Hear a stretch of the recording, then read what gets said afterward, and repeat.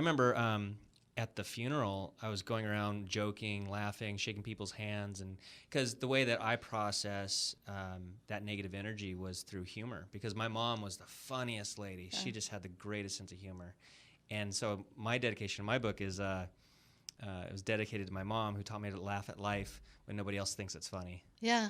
And that's how we processed it, whether good or bad, but that's just how we did it. Well, So. I think that's phenomenal. I have a concept called choose humor over humiliation. Wow.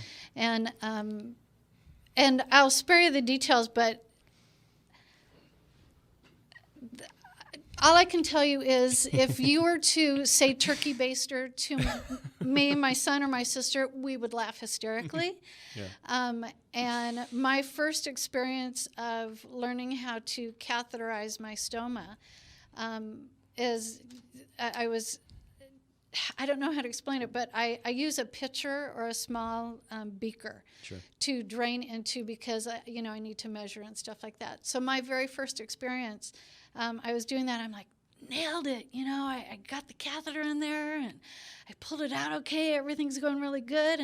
And so I'm walking towards the toilet to dump this entire container of liquid, and it slipped out of my hand.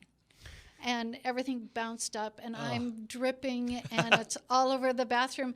And for me, that was a very defining moment. I mean, it was literally this giant pause of,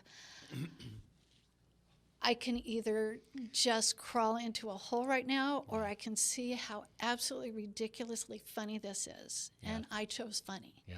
And so that set the tempo for every other time that I was going to have issues in the future. Wow. So anyway, yeah, I love that, finding humor in everything. So I remember one time we were, I think she went through radiation, and so she was very sick, and so she disappeared into the bathroom and was thrown up and stuff like that. And this is a story in the book.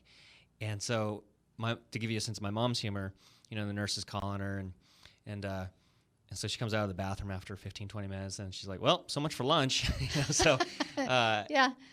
And to see her go through that and to maintain that humor, I guess planted a seed of strength in me.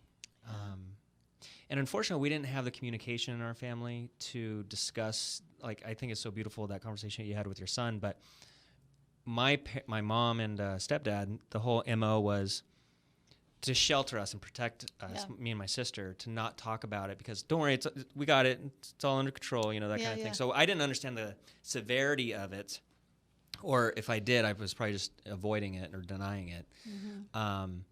But what she showed me through that was that you could still have your sense of humor, even to the day you die. So. Yeah.